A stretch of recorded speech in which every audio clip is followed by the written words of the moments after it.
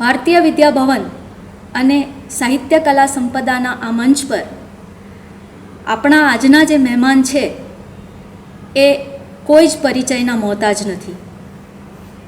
સાહિત્યની સાક્ષાત્કાર શ્રેણીના આ અતિથિ ફક્ત ગુજરાત, મુંબઈ કે દેશના જ વાચકો પૂરતા સીમિત નથી. વિશ્વભરમાં વંચાતા એ આંતરરાષ્ટ્રીય લેખક છે. આ કોઈ જ અતિશયોક્તિ નથી, કારણ કે આનું પ્રમાણ પણ હવે મોજૂદ છે. તેમની આત્મકથા પગલું માંડવું અવકાશમાં એ જે ડિજિટલ પ્લેટફોર્મ પર ધારાવાહિક રૂપે રજૂ થઈ રહી છે, એના વાચકો વિશ્વભરમાં એટલે કે 7 ખંડમાં છે અને દર અઠવાડિયે 1 લાખ કરતાં વધુ વાચકો એ પ્રકરણો વાંચે છે. રણજીતરામ સુવર્ણચંદ્રક, દિલ્હી સાહિત્ય અકાદમીના અવોર્ડ્સ અને બીજા એટલા બધા અવોર્ડ્સ એમણે મેળવ્યા છે કે એની યાદી જો અત્યારે બોલવા જાઉં તો કદાચ બધો સમય એમાં જ જાય. એટલે એની વાત ન કરતાં આપણે સીધા એમને જ મળીએ. તમે સમજી જ ગયા હશો કે હું કોની વાત કરી રહી છું. આપણા એ આજના મહેમાન વર્ષાબેન અડાલજા. થેન્ક્સ ગીતા. શું પૂછવું છે તારે? બોલ, હવે પૂછ. વર્ષાબેન, આપનું સ્વાગત છે. તમે 55થી વધારે પુસ્તકો લખ્યા છે, પણ તમારી આ સાહિત્ય યાત્રાની શરૂઆત કદાચ બહુ વહેલા થઈ હશે, કારણ કે તમારા પિતા ગુણવંતરાય આચાર્ય પણ એક દિગ્ગજ સાહિત્યકાર રહ્યા અને એ જ વાતાવરણમાં, એ જ સંસ્કારમાં તમારો ઉછેર થયો. એટલે તમે શું નાની ઉંમરથી જ આ ક્ષેત્રમાં આવવાનું વિચાર્યું હતું? એટલે બહુ નાની ઉંમરે મને ક્લાસિક નાટકોમાં ભૂમિકા કરવા મળી અને એમાં હજી તો નાના રોલ કરી રહી હતી. પછી એમાં એવું થયું કે જે સ્ટેજ ઉપર, ભવનના સ્ટેજ ઉપર અત્યારે આપણે બેઠા છીએ, એ ભારતીય વિદ્યાભવનના એ જ સ્ટેજ ઉપર મારા જીવનમાં એક બહુ ટર્નિંગ પોઈન્ટ આવ્યો. ત્યારે 1956-57માં રૂયામાં ફર્સ્ટ યર કોલેજમાં હું દાખલ થઈ અને ત્યારે ભારતીય વિદ્યાભવનની એકાંકી નાટ્ય સ્પર્ધાનું બહુ મહત્ત્વ હતું. એટલે આમ યુદ્ધ ધોરણે લડાઈ એવી સ્પર્ધાઓ થતી અને બહુ જ સરસ નાટકો થતા. 40-50 જેટલી એન્ટ્રી આવતી અને એ કાંતિ મળ્યા, પ્રવીણ જોશી, શૈલેષ દવે બધા આ જ નાટકમાંથી આગળ આવેલા. એટલે મારી કોલેજે ડિંગલી ડોલ્સ હાઉસ કરવાનું નક્કી કરેલું. હવે હું જ્યારે પ્રવેશ પામી ત્યારે એ લોકો ઢીંગલી ઘરનું સ્ક્રિપ્ટનું બધું કાસ્ટિંગ કરેલું, પણ નોરા કોઈ પાસે નહીં. કારણ કે જે નોરાનું મુખ્ય પાત્ર હતું તો એ સમયે એટલી ઓછી યુવતીઓ નાટકમાં હોતી કે કોલેજમાંથી તો અનુભવી કોઈ અભિનેત્રી મળે જ નહીં. અને હું જે કે વખતે એવી હતી કોલેજમાં કે જેની પાસે રંગભૂમિનું બેકગ્રાઉન્ડ હતું, જેણે આ બધા સિનિયર એક્ટરો સાથે કામ કરેલું. એટલે તારક મહેતાનું એ પહેલું ડિરેક્શન અમારા નાટકનું. હવે જો ડોલ્સ હાઉસ વિશે હું તને કહું તો એ વિશ્વનું સૌથી વધારે ભજવાયેલું નાટક છે. 18મી સદીમાં લખાયેલું અને એના રાઇટર હતા ઇબ્સન. અને એના સમય કરતાં ઘણું આગળ હતું. આજે પણ હજી આગળ જ કહેવાય એમ કે એક પત્ની છે અને પતિ પત્ની વચ્ચે ઘણું પ્રેમ છે, 3 બાળકો છે અને એક જીવનમાં સમસ્યા આવે છે, વાત લાંબી છે. ત્યારે પતિ પોતાનો વિચાર પહેલાં કરે છે અને ત્યારે સ્ત્રીને એમ થાય છે કે અલ્ટિમેટલી લગ્ન એટલે શું, એ મારી બાજુમાં. અને જ્યારે એ સમસ્યા પૂરી થઈ જાય છે એ કમ્સ બેક કે ચલો આપણો સંસાર તો હતો એવોનો જ છે. અને એ વખતે એ કહે છે કે ના, ઇનફ, હવે હું મારી જાતનો વિચાર કરું છું. એટલે એ હું માતા પણ નથી, પત્ની પણ નથી, પણ પહેલાં સ્ત્રી છું. અને મારી જાત પ્રત્યેની ફરજ શું છે. અને નહીં માને ગીતા, 3 બાળકો, પતિ, ઘર બધું છોડી અને બેગ લઈને ઘરની બહાર નીકળી એ જમાનામાં. એ જમાનામાં. અને એવું કહેવાય છે કે નોરા ઘર છોડીને ગઈ અને એણે જતી વખતે દરવાજો બંધ કર્યો, એનો પડઘો આખી દુનિયામાં પડ્યો. પણ એણે બારણું બંધ કર્યું, પણ નારીવાદના બારણા ખોલ્યા, એક નવી વિચારધારા દુનિયાને આપી. તો અને દરેક અભિનેત્રીનું એક સ્વપ્ન હોય કે મને ક્યારેક ઢીંગલી ઘર કરવા મળે એમ. તો એ મને સામેથી ઢીંગલી ઘર એટલે શું ખબર નહોતી. અને 17 વર્ષની ઉંમરે મેં ઢીંગલી ઘર કર્યું. અને ગર્વથી કહું, આજે યાદ કરું તો હજી મને દ્રશ્ય અહીંયા યાદ આવે છે કે આખું ઓડિયન્સ ફિદા થઈ ગયેલું નાટક પર, મારા પર પણ. અને અમને બહુ જ સારો રિસ્પોન્સ મળ્યો. પછી તો મેં અમારા ખર્ચે ત્રિઅંકી કરવાનું પણ વિચાર્યું, પણ કંઈ એમાં કમાણી નહોતી એટલે છોડી દીધું. તો કહેવાનું એ છે કે એ એક જીવનનું ટર્નિંગ પોઈન્ટ આવ્યું. એટલા માટે કે હું એકદમ એક મેચ્યોર એક્ટ્રેસમાં એસ્ટાબ્લિશ થઈ. ઉંમર પણ 17-18 હતી અને ત્યાં સુધી નાના નાના રોલ રંગભૂમિમાં ઘણા કરેલા.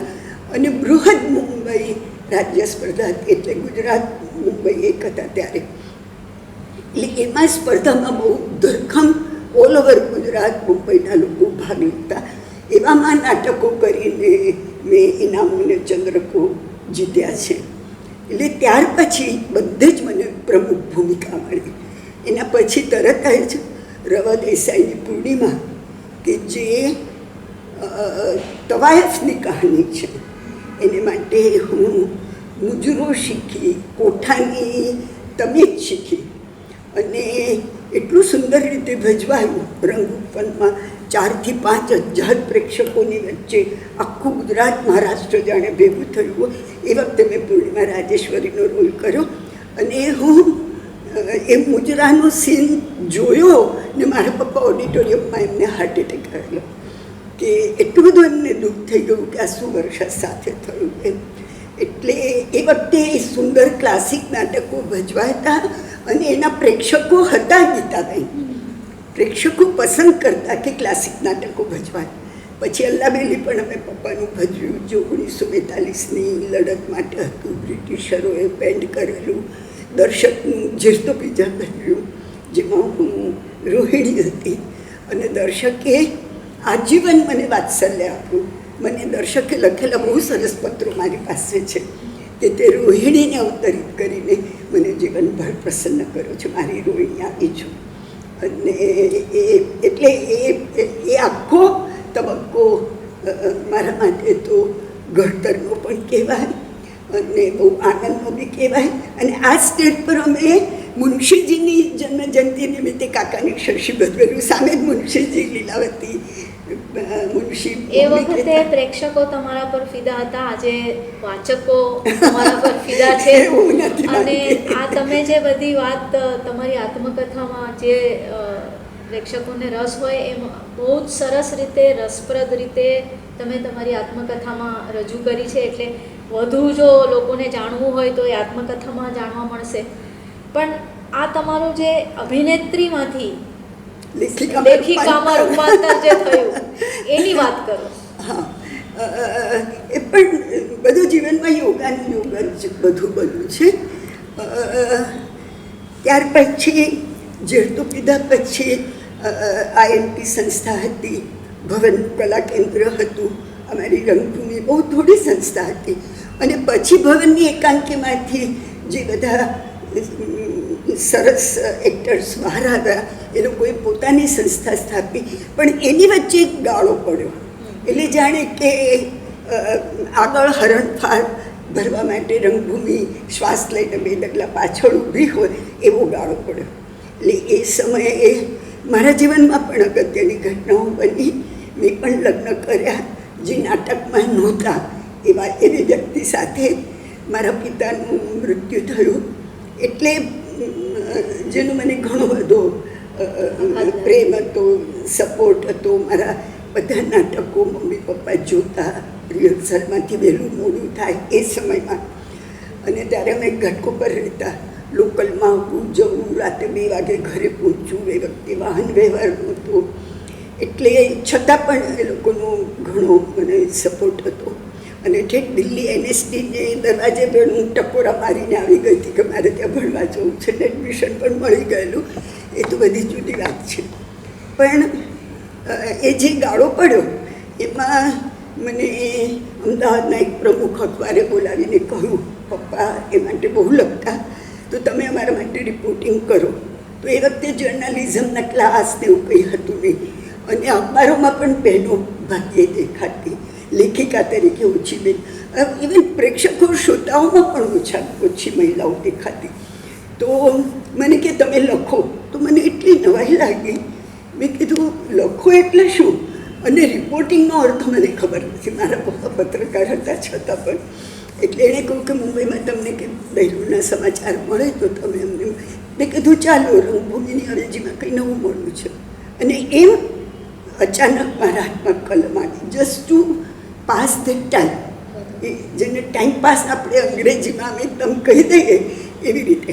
એટલે ફેશન કોલમથી મેં શરૂઆત. એટલે પ્રવૃત્તિ તરીકે એક પ્રવૃત્તિ કે ચલો એ નિમિત્તે બહાર જાઉં, 2 લોકોને મળું, એવી રીતે. એટલે મેં ફેશન કોલમ બહુ લાંબો સમય લખી. એમાંથી ટૂંકી વાર્તા લખી, સારી, નરસી, પછી તો એ બધી મેં કેન્સલ કરી. પણ એક વખત મહેન્દ્ર કે આવું બધું લખે છે તો એક નવલકથા લખને.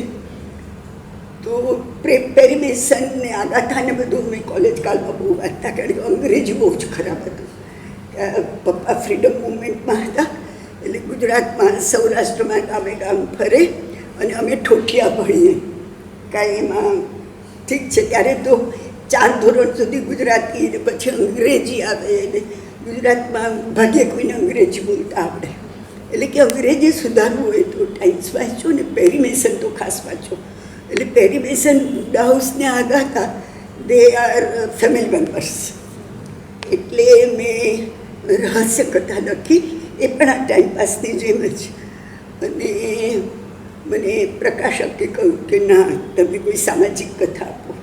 તો એ સામાજિક કથા કેમ લખાય એ તો મને ખબર નથી. એટલે નાનપણમાં મમ્મીને બહુ જ પિક્ચરનો શોખ, એટલે અમે ખૂબ મૂવીઝ જોયેલા. તે વખતે જેમીની એવી એમ દક્ષિણના પિક્ચરોનો જમાનો હતો, એટલે સંસારને એવા બધા પિક્ચરો આવે. તો એટલે એવી જાતની એક વાર્તા લખી સામાજિક. મને નવાઈ લાગે છે ગીતા કે વર્ષો પછી એ જ મેં જે વાર્તા લખી હતી એવી જ વાર્તાનું કભી સાસ ભી બહુ થી સિરિયલ આવતી હતી. પછી જૂના પેપર કોઈ વસ્તુ ચેક કરવા માટે જોયા તો હું એક મૂવી પણ હતું. એટલે એવી જાતની મેં એક સામાજિક કથા લખી હતી. ઠીક છે, એવું એક પદાર્પણ જેવું. એટલે મારી સાથે પ્રકાશકને મેં કહું કે જો આપણે લખેલું છે, તો મને કે મેં હમણાં 12 લેખકો સાથે કોન્ટ્રાક્ટ કર્યો. મેં કીધું એમાં લેખિકા કોણ છે? તો મને કે લેખિકા તો કોઈ છે જ નહીં, મારે વાર પુરુષો છે. એમાં વિનય સંતાણી હતા, દિલીપ રાણપુરા હતા, એવા ધરકમ. ત્યારે એમની સાથે વર્ષની એક નવલકથાનું કોન્ટ્રાક્ટ કરું. મેં કીધું હું આપીશ ને, મારી સાથે કોન્ટ્રાક્ટ કરો, બહેનોને ન લો તો કેમ ચાલે. એટલે વર્ષની એક નવલકથાનો કોન્ટ્રાક્ટ કર્યો. હજી મારી પાસે પીળું ફાટેલું પાનું સાચવેલું છે. 1 પાનાના 4 આના કે 8 આના એવું કંઈક એવા લખેલું છે, ગોડોઝ. એટલે પછી હું લખવા બેઠી ત્રીજી નવલકથા, તિમિરના પડછાયા. અને જાણે આપોઆપ હું એ તમારી શ્રાવણ તારા સરોવર એ પહેલી. અને એક નામ ચુનીલાલ મડિયાએ આપેલું. મને નામ પાડતા નહોતું આવડતું, એટલે હું પ્રકાશકને આપવા ગઈ તે બાર ખુરશી પર મળ્યા બેઠેલા. તો પ્રકાશક ધનજીભાઈ કે આ નવલકથાનું નામ શું? બધું મને આવડતું નથી નામ પાડતા, કેવી રીતે નામ પડે? મળ્યા કે લાવ.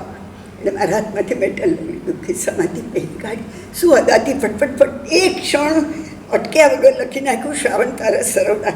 હું વિચારમાં પડી ગઈ. મેં કીધું એટલે શું? તો કે મને પણ ખબર નથી. મને કે આ રીત છે, જ્યારે બી કન્ફ્યુઝ થાય તો એક જનરલ ટાઇટલ આપવું, કોઈ પ્લોટમાં ફિટ બેસી જાય. પ્લોટ ગમે તે હોય, ટાઇટલ ફિટ બેસી જાય. આ મારી શિખામણ. એટલે એ ટાઇટલે મને આપેલું. પછી જ્યારે હું લખવા બેઠી તો ત્યાં સુધી મને એમ લાગતું હતું કે હું આટલી બધી પ્રવૃત્તિમય હતી નાનપણથી, અને હવે જીવનમાં જાણે જોડો પડી ગયો.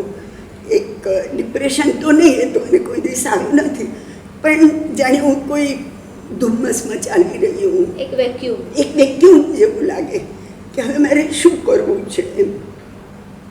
અને અચાનક જ એટલે કોઈ તમે ટનલમાં ચાલતા હો અને પછી અચાનક ટનલના છેડે પહોંચો ને તમને અજવાળુંને આકાશ દેખાય, તો એ ત્રીજી નવલકથા લખવા બેઠી તો જાણે હું ટનલમાંથી નીકળી ગઈ અને સારા ગંભીર વિષય, સારા ગંભીર. અને ત્યારે રિવ્યૂઝ નહોતા, ડિજિટલ પ્લેટફોર્મ તો હતું જ નહીં, એટલે તમારું પુસ્તક પ્રગટ થાય ને કે બધાને ખબર ન પડે. અને તો પણ નવાઈ આજે બી હજી એટલી જ છે કે અમદાવાદથી એક પ્રોડ્યુસર મારું ઘર શોધતા આવ્યા, મારા હાથમાં 5,000 રૂપિયા મૂક્યા અને ટીવીને પડછાયાના રાઈટ લઈ ગયા અને ગુજરાત 5,000 પહેલી વાર જોયા અને ગુજરાતી ફિલ્મ બનાવી છે, મેં હજુ જોઈ નથી, એનું નામ ભૂલી ગઈ છું, પણ એ કોન્ટ્રાક્ટ પડ્યો છે. તમે લગભગ 50 વર્ષથી વધારે હશે, કારણ કે 68માં 65 નવેમ્બર પપ્પા એક્સપાયર થઈ ગયા અને 12મે જ દિવસે મને લખવાનું, એટલે લગભગ 55-57 વર્ષથી તમે લખો છો ને એટલા જ પુસ્તકો તમે, એટલે કે 55થી વધુ પુસ્તકો તમે આપ્યા છે. અને તમે જુદા જુદા સાહિત્ય પ્રકાર, એટલે કે પ્રવાસ વર્ણન હોય કે નવલિકા, નિબંધ સંગ્રહ અને નવલકથાઓ તો ખરી જ, આ બધું તમે આપ્યું છે. પણ તમારી એક ખાસ વિશિષ્ટ ઓળખ જે છે એ ડોક્યુ નોવેલ, એટલે કે હકીકત પર આધારિત વાર્તા કે કથા તમે, અને મને લાગે છે ત્યાં સુધી તમારા પહેલાં અને અત્યારે પણ કોઈ એવો ગુજરાતી લેખક નથી જેણે સાતત્યપૂર્વક આ રીતનું કાર્ય કર્યું હોય, એટલે કે કોઈ પણ વિષય લઈને એના વિષયની પૂરી માહિતી મેળવીને પછી એના પર નવલકથા લખવી. તો પહેલાં તો તમે આ આયોજનપૂર્વક, સભાનતાપૂર્વક કર્યું હતું કે કઈ રીતે તમને આ ડોક્યુ નોવેલ, કારણ કે ગુજરાતીમાં તો એ પ્રકાર હતો જ નહીં, કદાચ આજે પણ નથી. આજે પણ નથી, એટલે આયોજન તો પહેલાંય નહોતું, આજે નથી, અનાયાસ જ બધું જીવનમાં બન્યું છે. મને ફૂટપાથ પરથી બધા જૂના મેગેઝિનને બધું ફેંદવાનો ઘણો બધો શોખ, અને 75માં આ સામાજિક નવલકથાઓ તો લખતી હતી. 75માં વિયેટનામ વોર એની ચરમસીમાએ હતી, એટલે એક વખત ફૂટપાથ, અને ત્યારે ફોરેનના મેગેઝિનોને બુક્સને બધું મળતું નહીં, એમેઝોન તો હતું જ નહીં, ફોરેન ટ્રાવેલ એટલી બધી હતી નહીં, તો એમાંથી મને લાઈફ મેગેઝિનનો અંક મળ્યો જે આખું વિયેટનામ વોર પર હતો.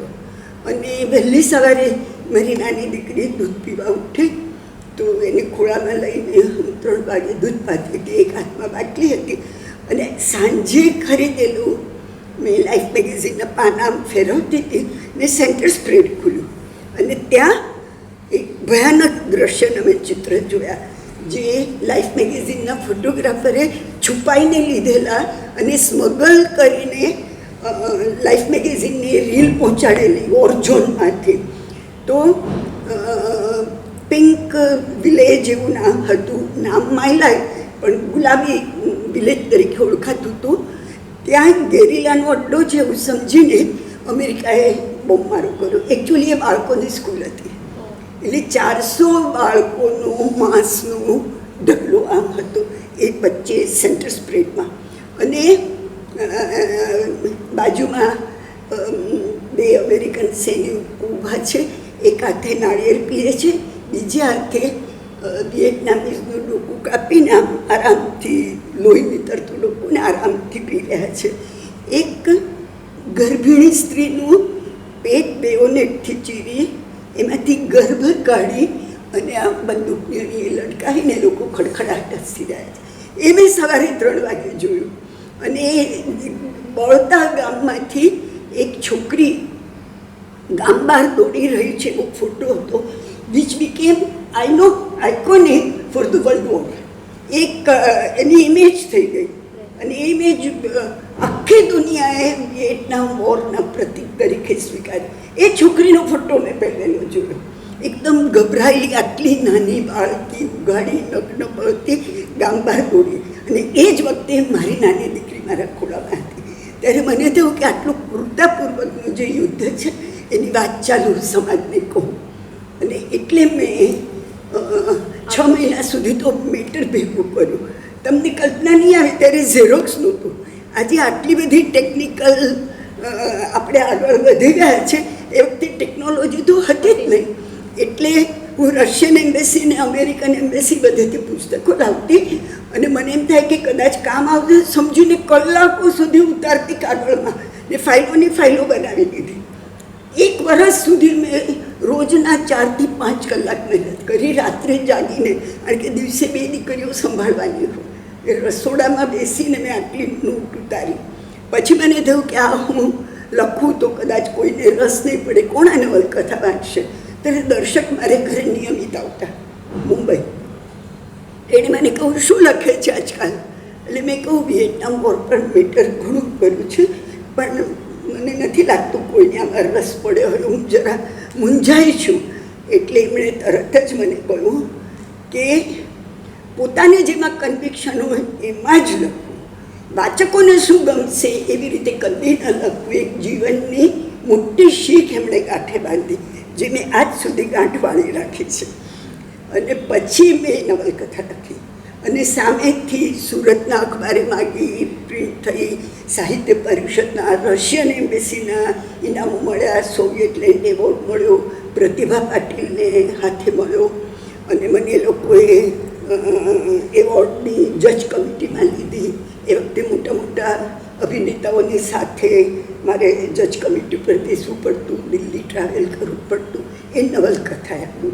ત્યાર પછી કોણ જાણે શું થયું કે એવો કોઈ વિષય હું જોઉં, મને એક ટ્રિગર પોઈન્ટ જોઈએ તમને કોઈ વસ્તુ લખવા માટે કે આ વસ્તુ આપણે પકડવી છે, એકદમ આપણા મનમાં આવી જાય. કોઈ વાર સામેથી બાળને ટકોરા મારીને કથા ઊભી રહે કે મારી વાત તમે દુનિયાને નહીં કહો. તો એવી રીતે સમાજના સૌથી નીચલા થરમાં રહેલી સમસ્યા લોકો, એની વાત હંમેશા મને સમાજને કહેવાનું ગમે. અને એવા વિષયો મને સામેથી મળેલી છે. મેં અણસાર લખી. હું સુરેશભાઈ સોનીને ઓળખતી નહોતી, જે રક્તપીઠ માટે કામ કરે છે. એક બપોરે મારે ઘરે આવ્યા, ભાઈ તમે કોણ છો? તો કે હું રક્તપીઠગ્રસ્તો માટે બહુ કામ કરું છું, મારો આશ્રમ છે, તમે એના માટે કંઈ લખો ને વર્ષાબેન, જેમ તમે મધ્યપ્રદેશના આદિવાસી માટે લખ્યું. તો એવી રીતે સામેથી પણ મને વિષયો આવીને મળતા હતા. પણ તમે એના પર એટલું બધું મહેનત કરતા હતા, કામ કરતા હતા. પછી મને થયું કે એની પર એક ટૂંકી વાર્તા લખી. પહેલાં એમને આપી, મેં કીધું આ વાર્તા તમારે જેમ વાપરવી હોય એમ વાપરો, મને કોઈ અપેક્ષા નથી, પૈસાનો તો વિચાર જ નહીં કરતા, જે થોડું આપણે કંઈ કામ કરી શકીએ તો. પણ એક નાનકડી ટૂંકી વાર્તાએ બહેન લાખો રૂપિયાનું ડોનેશન આપ્યું આ શબ્દ. ત્યારે મને એમ થયું કે લોકોના હૃદય એક ટૂંકી વાર્તાથી ભીંજાયા છે, તો એમાં પેલી રૂપાના આંસુ જશે, તો મારે જવું જોઈએ આશ્રમ. અને એ આંસુમાં કલમ બોળીને મારે નવલકથા લખવી જોઈએ. એટલે હું આશ્રમ ગઈ, હું ઘણો વખત રહી અને દરેક દર્દીના કોટેજે ફરી અને એ લોકોની જીવન કથની. એટલે સમાજમાં આપણે ફાટેલા કપડાં ફેંકી દઈએ, તૂટેલું ફર્નિચર ફેંકી દઈએ, એવી રીતે આ દર્દીઓને સ્વજનો પોતે ફેંકી દેતા હોય છે. ક્યાં ક્યાં? ઉકરડામાં, ગાયની ગમાણમાં ખૂંટે બાંધેલા, ઘણાને જમીનમાં દાટેલા, કોઈને વર્ષો સુધી અંધારા ઓરડે પૂરેલા, એવા દર્દીને ઇન્દિરાબેન સુરેશભાઈ શોધી લાવી. અને એની હું સાક્ષી છું. આ કોઈ એવી વાત નથી, મેં નજરે જોયું છું એ લોકોની સાથે રહી. પછી મેં એના પર એક ટેલિફિલ્મ પણ બનાવી. એમાંથી ઘણા લોકો કમાયા, પણ મેં તો બધા પૈસા ખર્ચી નાખ્યા એમાં. અને ટેલિફિલ્મ આશ્રમમાં જ શૂટ કરી, ત્યારે તું પણ મારી સાથે હતી. અને પછી ટેલિફિલ્મ કેટલા લોકોએ જોઈને દેશ પરદેશથી આશ્રમને ઘણા, આજે પણ હું આશ્રમના ટચમાં છું અને એ લોકો સાથે મારું ઘણું પ્રેમભર્યું સંબંધ છે. 2 વર્ષે મને એમ થાય કે હું જાઉં ત્યાંના દર્દીઓને મળું. એટલો પ્રેમ મળે છે લોકો પાસેથી કે હૃદય ભરાઈ જાય આપણને. ઉષાબેન, જનરલી સ્ત્રીઓ એવી ફરિયાદ કરતી હોય છે કે મારે આ કરવું હતું પણ ઘરની જવાબદારી, સંસારની જવાબદારી. તમે આવા બધા વિષયો કે ગાંઠ છૂટ્યાની વેળા માટે તમે ખાસ ત્યાં મધ્યપ્રદેશ ગયા, પછી એ બધી તમે બહુ વિસ્તારપૂર્વક તમારી આત્મકથામાં વાત કરી છે, અને જેલના કેદીઓ વિશે તમે નવલકથા લખી. આવા બધા જે વિષયો પર પછી હમણાં છેલ્લે જે ક્રોસરોડ, આટલી મોટી બહુ સુંદર કામ થયું. તો ક્રોસરોડ માટે મેં કેટલું ટ્રાવેલિંગ કર્યું અને ઘણું બધું વાંચ્યું, કારણ કે 1922થી 1975નો સમય, એટલે 50 વર્ષનો દેશનો ઇતિહાસ. એટલે એમાં સશસ્ત્ર ક્રાંતિ, પછી ગાંધીજીની અહિંસા ચળવળમાં કેવી રીતે પરિવર્તિત થાય એ પાત્રો, અને આગળ એક ફેમિલીની સગા, અને 3 generations ઓફ વિમેન, અને જે સમાજનું ચિત્ર બદલાતું જાય, ડોક્યુમેન્ટેશન થઈ જાય, પણ વાર્તા રૂપે. હા, એટલે જરા પણ શુષ્ક ઇતિહાસનું પુસ્તક ના લાગે. તમે 1 મિનિટ માટે એ પુસ્તક તમે નહીં માનો, એ વખતે કલકત્તામાં અરવિંદ ઘોષે બરોડાથી આવ્યા પછી છોટુભાઈ, આ બધા સાચા પાત્રો છે. છોટુભાઈ પુરાણીને કહું તો મને ગુજરાતી યુવાનો આપો, મારે કલકત્તામાં સશસ્ત્ર ક્રાંતિ માટે જોઈએ છે. એટલે મેં મારા પાત્રોને એમાં ફિટ કર્યા, અને એ કલકત્તા જાય છે, અને પ્રીતિલતા વજેદાર એ બી એ સાચું જ પાત્ર છે. હમણાં જ કંઈક એને જનતી એના વિશે પાછું વધારે વાંચ્યું, એને પણ મેં પાત્ર બનાવ્યું છે. તો લક્ષ્મી વિલાસ અને બીજું નામ છે બિલ્ડિંગનું અત્યારે યાદ નથી આવતું, એ બડા બજારમાં 2 બિલ્ડિંગમાં એક ક્રાંતિકારો છુપાયા હતા. હું એ બિલ્ડિંગ જોવા માટે કલકત્તા ગઈ, અને ધમધોકાર વરસાદમાં બડા બજારમાં બહુ રખડી અને બિલ્ડિંગ શોધ્યું. અને બિલ્ડિંગના એકદમ જૂનું બિલ્ડિંગ ને પગથિયા બધા કંદા ને એ શેરી ને બધું, એ હું એના પગથિયા પર ઊભી રહી, અને મેં એ સમયનો શ્વાસ ફીલ કર્યું કે કથા પ્રવેશ થાય, પણ તમે કોઈ પણ સમયની કથા લખો તો સમય પ્રવેશ કરવો બહુ જરૂરી. તમારે સમયમાં પ્રવેશ કરવાનો છે, આ સમયમાં રહીને. તો એ જે સેતુ છે આખો સમયનો, એ તમારે પાર કરીને એના દરેક બદલાતા પરિમાણ કથામાં આવવા જોઈએ. એટલે ત્યાં હું ઊભી રહી, કારણ કે એ જ બિલ્ડિંગમાં ઉપરને માળે ગુજરાતી બહેનોએ સશસ્ત્ર ક્રાંતિકારોને મદદ કરેલી, શાંતાબેન, એવા બધા નામનું લિસ્ટ છે મારી પાસે આખું. તો એ પછી અમૃતસર ગઈ, મદનલાલ ઢીંગરાનું સ્ટેચ્યુ જોવા માટે ખાસ, કે જેણે કેપ્ટન વાયલીને હત્યા કરી હતી ને પછી લંડન ભાગી ગયા ને ત્યાં ફાંસીની સજા થઈ, એવું એનું પાત્ર છે. ને હજી અમૃતસરમાં ક્રાંતિની લહેર તમને દેખાય. 8 દિવસ સુધી રહ્યા. રોજ સાંજે હું ને મારી પુત્રી માધવી અમે જલિયાવાલા બાગ પાસે જઈને બેસતા, એની દિવાલો જોતા, એનું મ્યુઝિયમ છે તે જોતા. સો યુ ફીલ ફર્સ્ટ, અને પછી બધા પાત્રો સાથે તદાકાર સાધી, અને પછી મેં નવલકથા. એટલે મારો પ્રશ્ન એ હતો કે જનરલી સ્ત્રીઓ આવી ફરિયાદો કરે છે કે અમારે આ કરવું હતું, અમે ન કરી શક્યા, સંસાર, ઘરની જવાબદારી, બાળકો. તમે આ બધી જ જવાબદારીઓ નિભાવતા આ કઈ રીતે કર્યું, એ ખાસ એની વાત કરો, કારણ કે એ ખૂબ પ્રેરણાદાયક બનશે. વાતમાં તો એવું છે કે સ્ત્રી ને પુરુષ બંનેમાં સંસાર સ્ત્રીને વધુ બાંધે છે, એ તો નક્કી જ છે. એને ઘરકામ, બાળકો, એની જવાબદારી એને લાગે છે. ઘરગથ્થુ કામો પણ ઘણા હોય છે. ઘરમાં વડીલો વૃદ્ધ હોય તો એનો પણ મોટો ભાગ એને ભાગે આવે છે. પણ હંમેશા દરેક વ્યક્તિએ પોતાના માટે થોડી સ્પેસ તો રાખવી જ જોઈએ. અને આ બધું કરીને પણ બધું શક્ય છે, પણ તમે એને પ્રોફેશનને બદલે પેશન માનો. રામકૃષ્ણ પરમહંસ કહેતા કે મને કાળોતરે ડંખ મારવો છે, જા તો તમને કાળોતરે ડંખ મારવો જોઈએ. સમજ્યા તમે હું શું કહું છું? તમને પોતાને અને લાગ્યો એનો ચટકો એવું લખેલું છે, તો એ કાળોતરે તમને ડંખ મારવો જોઈએ કે આ મારે કરવું જ છે, તો તમે હંમેશા કરી શકો. યુ કેન ડુ મલ્ટીટાસ્કિંગ, અને એ પ્રમાણે તમે ટાઈમને વિભાજિત કરી શકો. મારા પતિનો પણ મને ઘણો સપોર્ટ હતો. હું મધ્યપ્રદેશ આદિવાસી જંગલમાં ગઈ તો મારા મોટા બેન રાજકોટ રહેતા હતા, તો મેં એને તાર કરીને, ત્યારે તો મોબાઈલ તો હતા નહીં, મેં એને તાર કરીને બોલાવ્યા. એ ઘરે આવ્યા એટલે બધા ચાલનો જોડો, આ મારું ઘર, આ મારા છોકરા, આ મારા બાળકો, મારો કબાટ, આ ચાવી, મારો આખો સંસાર તારા પાલોમાં, હું જાઉં છું. મને કહ્યું તું તારે જાનની રાતે આવજો, હું છું ને. તો તમે એવું તમારી આજુબાજુ ઊભું કરી શકો છો. એ પેશન હોવું જોઈએ. પેશન હોવું જોઈએ. મેં કહું ને કે કાળોતરે ડંખ મારવો જોઈએ તમને, એનો ચટકો લાગવો જોઈએ તમને. તો તમે ચટકો ખાઈને ગુજરાતી સાહિત્યને આટલું બધું અવરું ના. હું જુદું વિચારું છું ગીતા. ઘણા મને કહે છે કે તમે ગુજરાતી સાહિત્યને સમૃદ્ધ કરો. હું એમ કહું છું કે સાહિત્યએ મને સમૃદ્ધ કરી છે.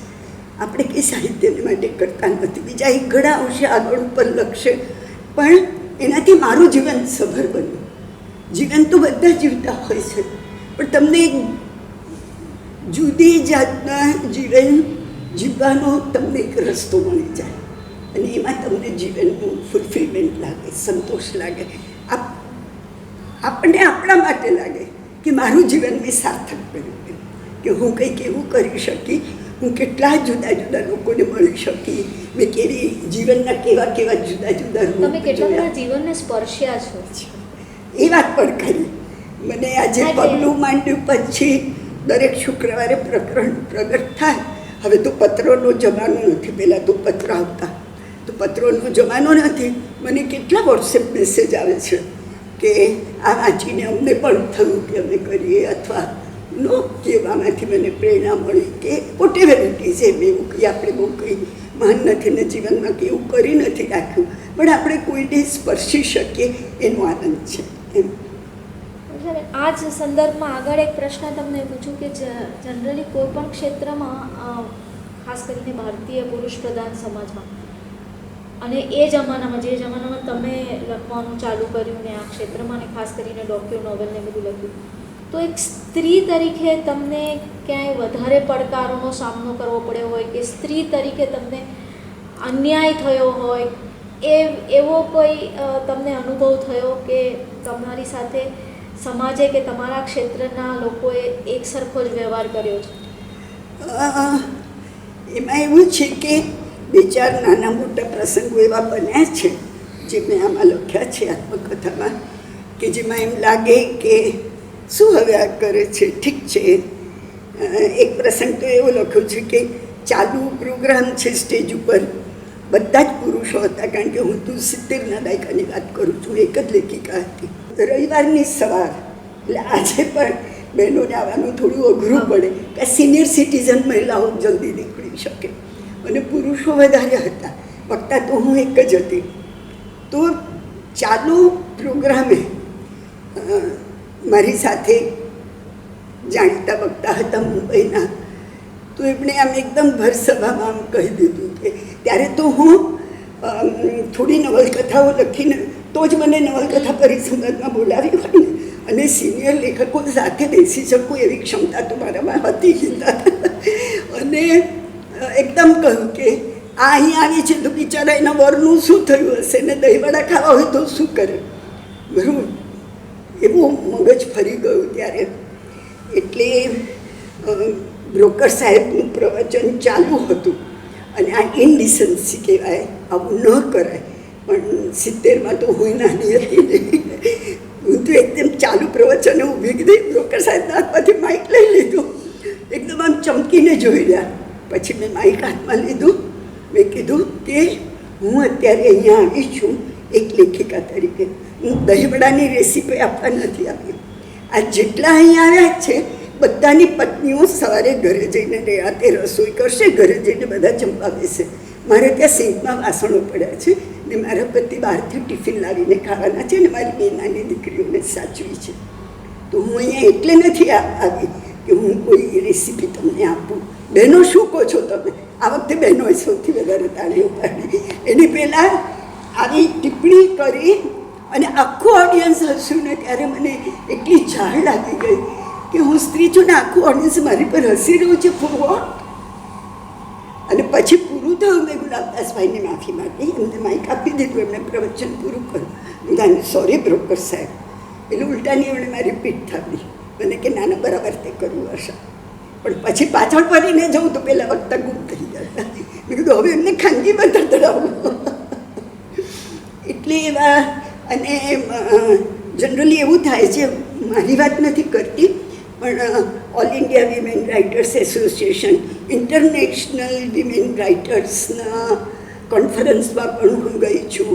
મેં પણ ભાષણો આપ્યા છે, બીજાના ભાષણો સાંભળ્યા છે. તો એમાં બધાનું ઘણી લેખિકા કવયત્રી બહેનોનું કહેવાનું હોય છે કે અમે જે લખીએ છીએ એની સાથે અમારું જીવન આઈડેન્ટિફાઈ કરવા પડે છે, કે તમે લખો છો તો આ તમારા જીવનમાં બન્યું હશે એમ. એટલે જ્યારે પુરુષ લેખકો સાથે એવું નથી થતું. અને આ તો બંગાળના પ્રખ્યાત કવિયત્રી નંદિતા દેવસેન, નવનીતા દેવસેન નંદિતાને એના મધર બંગાળીના પ્રોફેસરને બહુ જાણીતા કવિયત્રી, ધરખમ કવિયત્રી. તો હૈદરાબાદમાં અમારું ઓલ ઇન્ડિયા વિમેન રાઇટર્સ કોન્ફરન્સમાં અમે 150 બહેનો હતી. She was our chairman. અને 150 બહેનોમાંથી પણ ઘણી બહેનોનો આવો સેન્ટિમેન્ટ હતો કે અમારી પર સેન્સરશિપ પણ છે, આ લખાય આ ન લખાય. તો નવનીતા દેવસેને કહ્યું કે હું જ્યારે કવિતા લખતી હું છું ત્યારે મને એવું ફીલ થાય છે કે મારી પાછળ મારી મા ઊભી છે અને જુએ છે કે હું શું લખું છું. તમે ઇન્દ્રા નુઈનો ઇન્ટરવ્યૂ વાંચ્યો, એમને તો ટીવી પર કહ્યું છે. હવે એ તો ફોર્બ્સની પાવરફુલ વિમેનના લિસ્ટમાં છે. એમણે કેટલું એચીવ કરેલું છે પ્રોફેશનલ લાઈફમાં.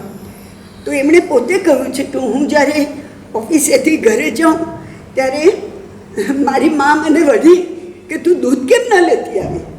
એટલે તમે ઘરના કામમાં પ્રવીણ હો તો તમારું સ્ત્રી તરીકેનું વજૂદ એવું પ્રતિપાદિત થયું ને, સ્થાપિત થયું છે. પણ હવે તો ચિત્ર ઘણું બદલાઈ રહ્યું છે. બહેનો ઘણી બધી જગ્યાએ ટોપ પોઝિશનમાં કામ કરી રહી છે. છતાં હજી પણ હું જુદા જુદા સંમેલન કે જ્ઞાન સત્રમાં ક્યાંય નાના શહેરમાં અને ગામમાં જાઉં છું ત્યારે મને લાગે છે કે હજી ચિત્ર બહુ કંઈ બદલાયું નથી. ઉલટાનું સ્ત્રીઓ સાથે જેને હેરેસમેન્ટ કહેવાય, જાતીય દુર્વ્યવહાર કહેવાય, એ કિસ્સાઓ બહુ જ વધી રહ્યા છે.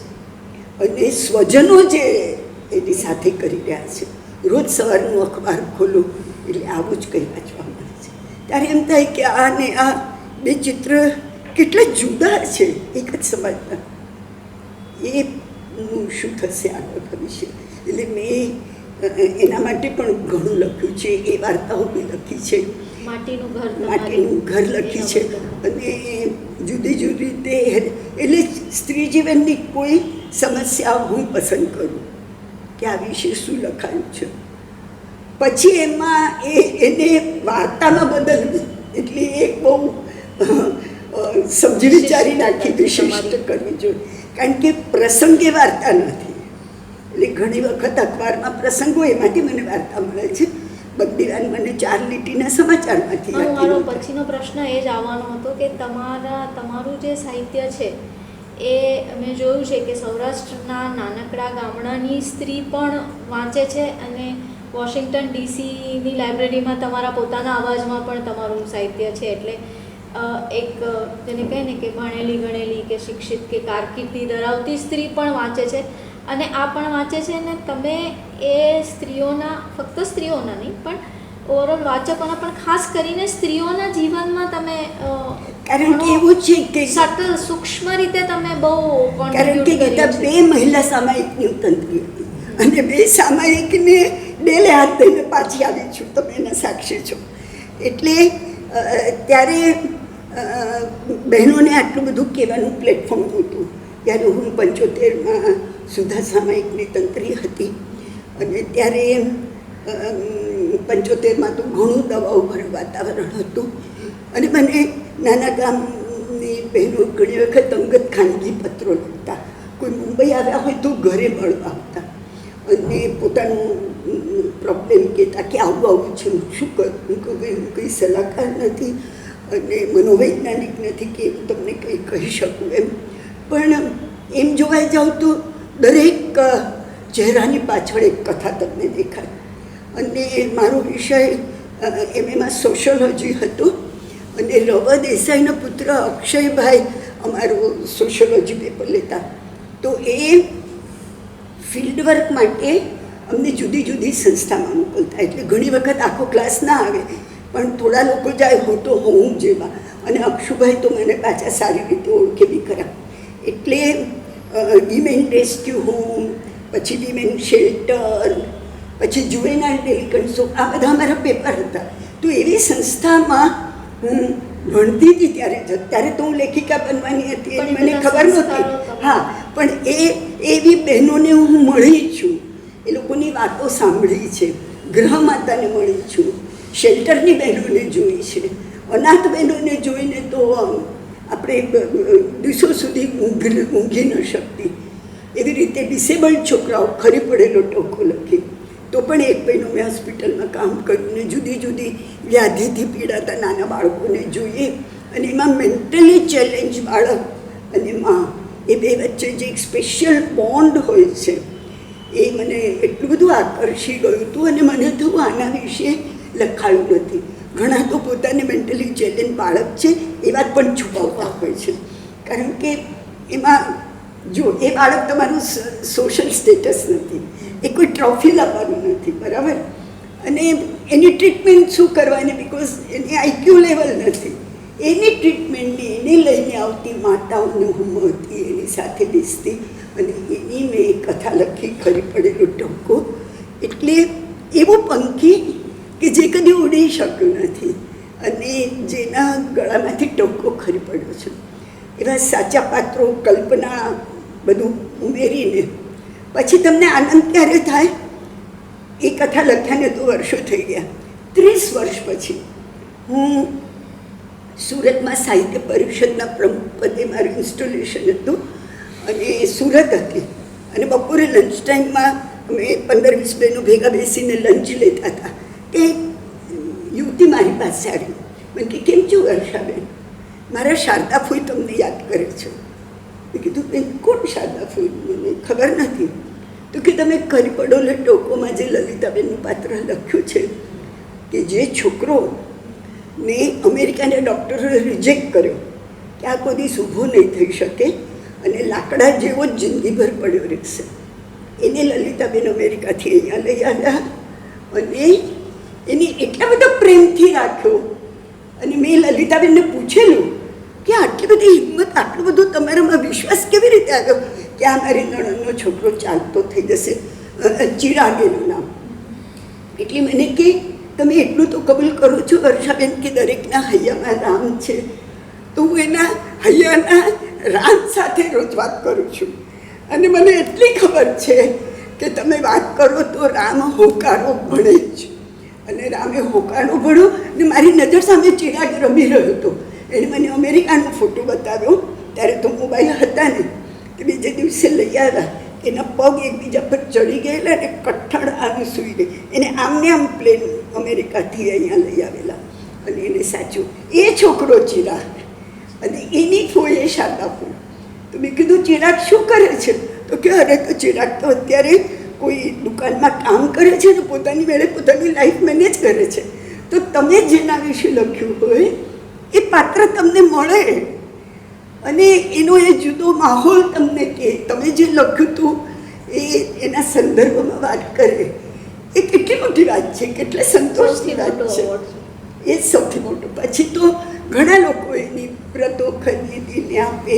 અમારા એક મિત્રના કુટુંબમાં પણ મેન્ટલી ચેલેન્જ બાળક હતું, તમે બી બધા જોયા છે. એક સમયગાળો ગુજરાતી સાહિત્યમાં એવો આવ્યો કે જ્યારે ઘટના લોક ને બધા કહેવાતા બૌદ્ધિકો એવું કહેતા કે આ જે કથા રસ કે વાર્તા હોય એ સાહિત્ય કહેવાય જ નહીં.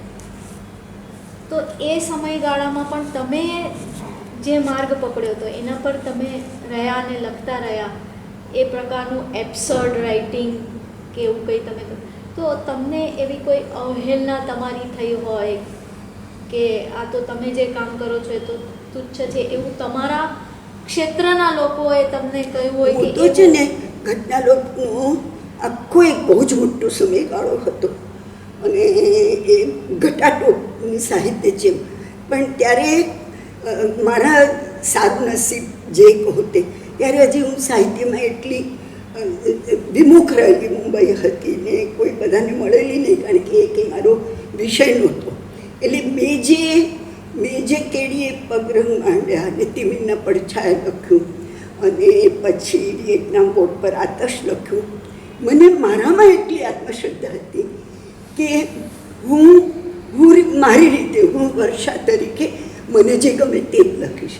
અને પછી દર્શકે એને જાણે મોહર મારી કે પોતાને જેમાં, હવે મારી નજર સામે મારા પિતાનો બી દાખલો છે. મારા પપ્પાએ જ્યારે દરિયાઈ સાગરમાં નવલકથા લઈને ઝુકાવ્યું ત્યારે રાજા મહારાજાઓની જ વાર્તાઓ ચાલતી હતી. સરસ્વતીચંદ્ર તો ઓલ ટાઈમ ગ્રેટ, મુનશી એના પ્રતાપી પાત્રો બધા રાજા મહારાજાના, રવા દેસાઈના બધા ફ્રીડમ ફાઇટરવાળા, મેઘાણી લોક સાહિત્યવાળા.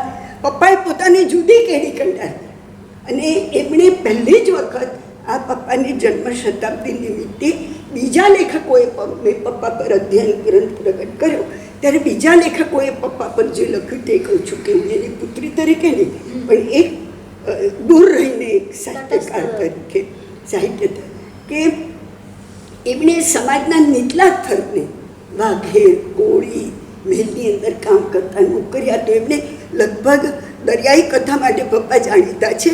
લગભગ 52 ઐતિહાસિક નવલકથાઓ છે, 28-29 દરિયાઈ નવલકથા, પછી નવલિકાઓ, પછી છૂટી છૂટી સાગર કથાઓ નવલિકા તરીકે, એવી કેટલી બધી લખેલી છે. અને એ જમાનામાં 1930, 31, 32 કે જ્યારે સમાજ પરિવર્તન માંગતું હતું પરંપરામાંથી, અંધશ્રદ્ધામાંથી, ત્યારે મેઘાણી અને પપ્પા બહુ જ મિત્રતા હતી, કારણ કે બંને સાથે કામ કરતા હતા સૌરાષ્ટ્રમાં. અને કંભાગ્યે આ બધી મિત્રતાની વાતો લખાઈ નથી, એ લોકોએ ન લખી અને પાછળ જઈ રહ્યા એ લોકોએ પણ લખી નથી. ઇવન મેઘાણીની શોકસભામાં પણ પપ્પાએ લખ્યું છે કે મને બોલવાનું આમંત્રણ નહોતું ને મને બહુ દુઃખ થયું. તો એ સમાજ પરિવર્તિત કરતી ઘણી બધી સામાજિક નવલકથાઓ લખી.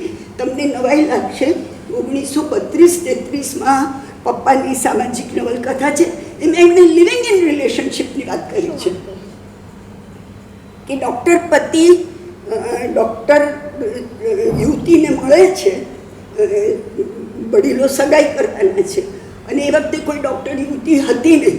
એ પપ્પા ન્યૂઝ લેવા માટે ગામડે ગામડે ફરે ત્યારે જુએ કે સ્ત્રીઓ ઘરમાં મરી જાય છે, કારણ કે પુરુષ ડૉક્ટરો પાસે જાય નહીં.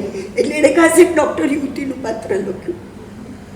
તો પેલો એને ખાસ કહેવા જાય છે કે આપણા લગ્ન થવાના છે, પેલે કે ઊભી રહે, ઊભો રહે ભાઈ, મને તને પરખવા દે, હું પણ પ્રેક્ટિસ કરીશ, હું મારું સ્વતંત્ર જીવન જીવીશ, ચાલો આપણે અજમાયશી લગ્ન કરીએ, પછી આપણને ફાવશે તો સાથે રહીશું, નહીં તો છૂટા પડી જઈશું. એટલે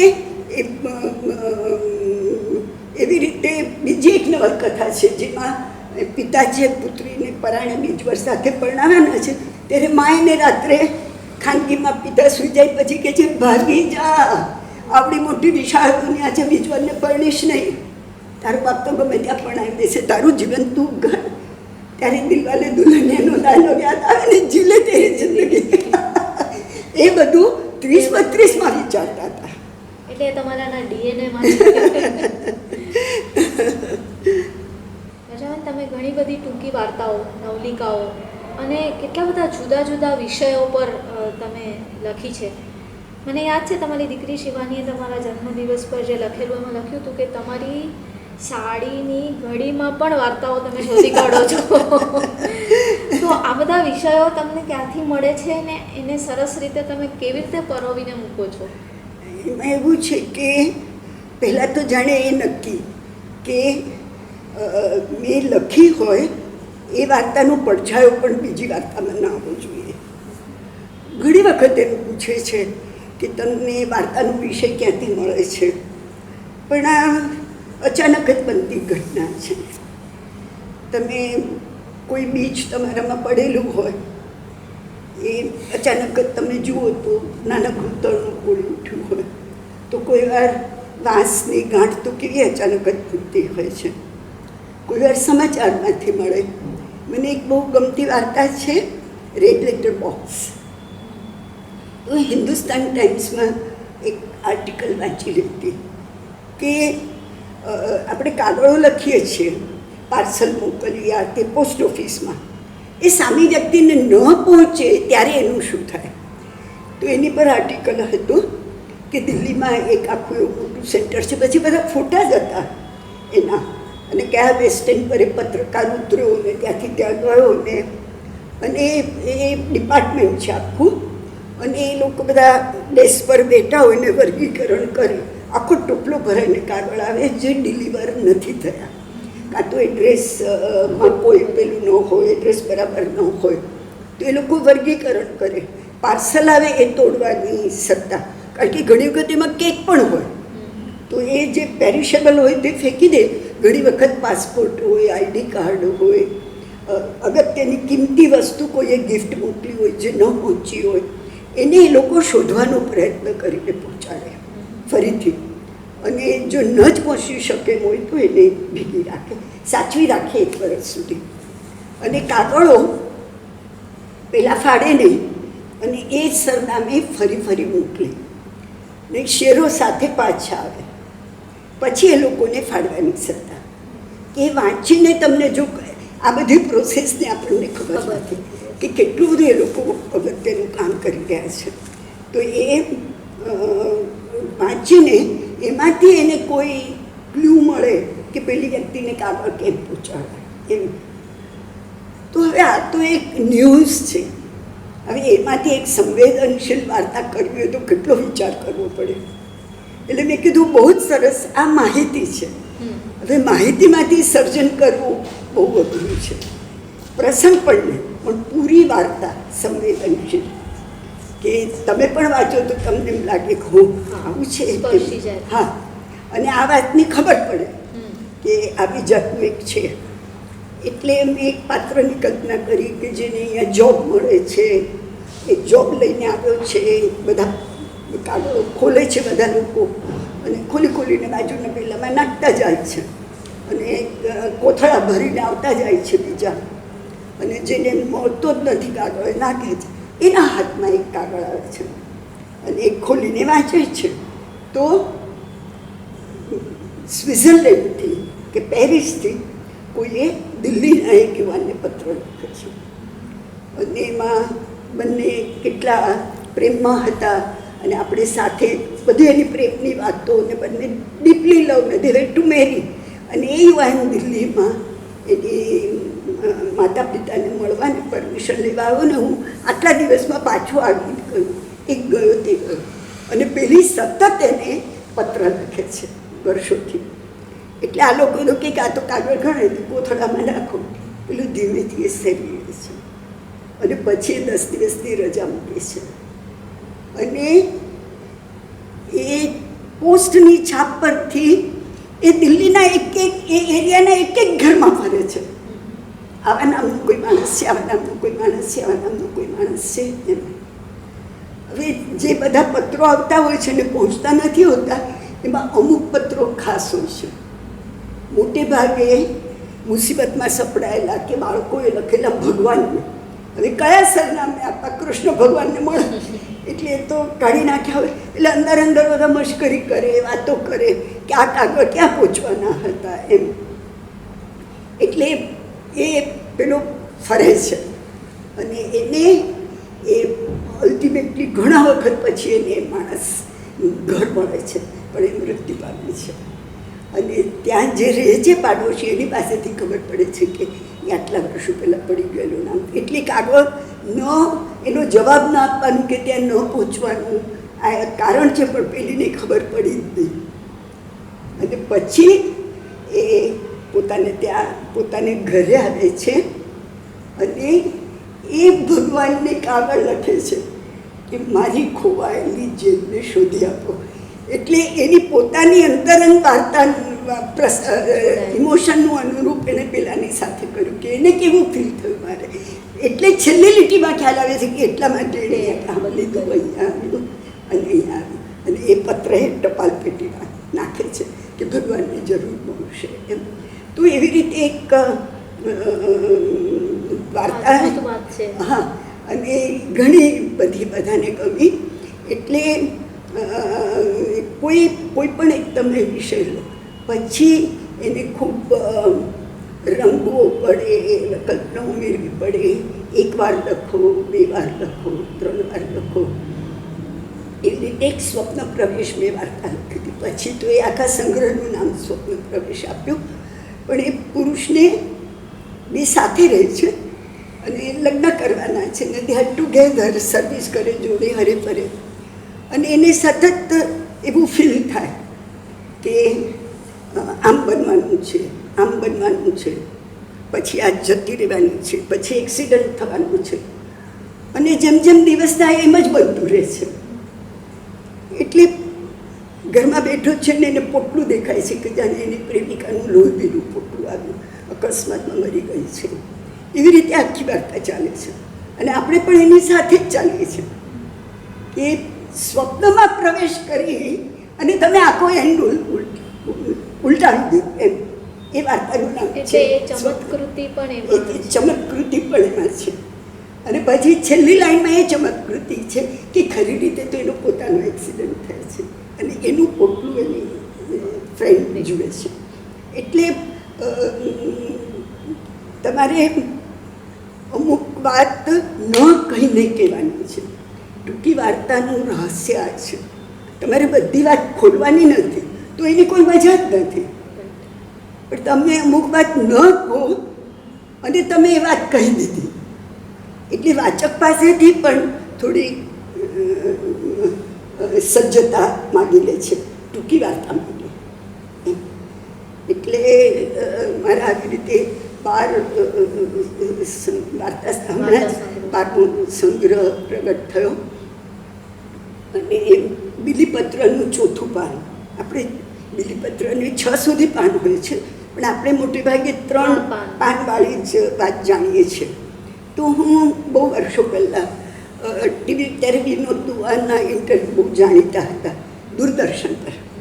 તો હું દૂરદર્શન પર એનો ઇન્ટરવ્યૂ જોતી હતી. તો એણે એડોપ્ટેડ બાળકો બોલાવેલા અને જેણે એડોપ્ટ કર્યા હોય એમ માતા પિતા પણ ત્યાં જ હતા. અને એ બાળકોને પ્રશ્ન, સંતાનો મોટા થઈ ગયા છે હવે, એને પ્રશ્ન પૂછે છે અને એ પ્રશ્નનો જવાબ એના જેને એડોપ્ટ કરેલા છે એ માતા પિતા પણ સાંભળે છે. અને એની પરથી મને વિચાર આવે છે કે જેને એડોપ્ટ કર્યો છે એને ક્યારે વિચાર નહીં આવે કે મારી માએ મને શું નામ ફેંકી દીધો. તો એને એના પ્રત્યે તિરસ્કાર થશે કે પ્રેમ થશે. એટલે એ છેલ્લે કહે છે બહુ જ, અને એને કેવી રીતે મેં વાત આખી મૂકી છે કે ખૂબ વરસાદ છે અને નોકર આવીને કહે છે કે મારે ગામ જવું છે, મારું ઘર તૂટી ગયું છે તો મારે રિપેર કરવું પડશે, નહીં તો મારું કુટુંબ શું કરશે, એને રજા આપે છે. અને એના મનમાં વિચાર આવે છે કે મારી પણ ક્યાંક માં હશે જેને કોઈક મજબૂરીમાં મને છોડી દીધો હશે. તો મારે ખાલી એને એટલું કહેવું છે કે હું છું. એનું પણ ઘર તૂટી ગયું હશે, એ હશે નહીં હોય, અને કયા વગર એના મનમાં શું ચાલે છે એની માતા જાણે છે.